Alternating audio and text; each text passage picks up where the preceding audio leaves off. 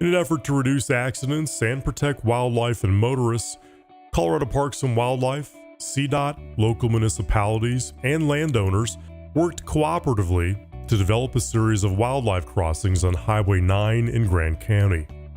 Consisting of 2 overpass bridges and 5 underpasses, the project has reduced wildlife vehicle collisions by more than 90% since Phase 1 of construction was completed just 2 years ago. The innovative accident mitigation project, along with the unique grassroots funding effort, was the first of its kind in Colorado. Inspired by the success of Highway 9, state, federal, and private wildlife and transportation groups gathered in Silverthorne this week at Colorado's inaugural Wildlife and Transportation Summit.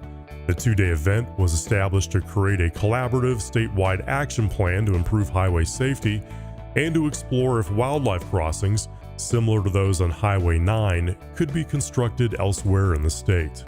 Certainly, I think the primary objectives of this Wildlife Summit are to bring different stakeholders together, share information, share experiences of what we've been able to do not only in Colorado but other states, and learn from each other about successes and how if we have the right funding sources in place and if we can get some of these elected officials behind us and aware of the situation, we might be able to make all of the safety and wildlife mitigation for the whole state better. We're focused on safety at CDOT, and we recognize that a lot of these rural roads in western Colorado, the number one safety issue is wildlife hits. So we're going to have to do a little better about making sure we're creating these corridors, at least for wildlife to cross and get across our highways. The loss of habitat out there, coupled with more and more motorist use of our highways, it's just a recipe for disaster for both the motorists and wildlife. So it's going to make highways and crossing and making that connectivity between habitats by or through over a highway essential for the long-term sustainability of wildlife populations.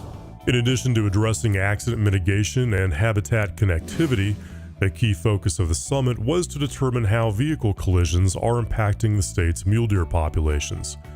Mule deer have been declining in recent years, particularly in key areas on the western slope.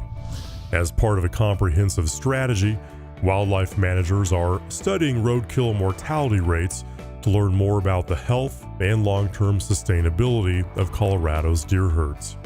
This Wildlife Summit is a result of actually 5 years of work talking to our sportsmen regarding impacts to deer, and developed with a mule deer strategy. And one of the implementation is we need to work with Colorado Department of Transportation, other governmental agencies, and private entities to develop funding to see if we can, in critical areas, develop underpasses and overpasses.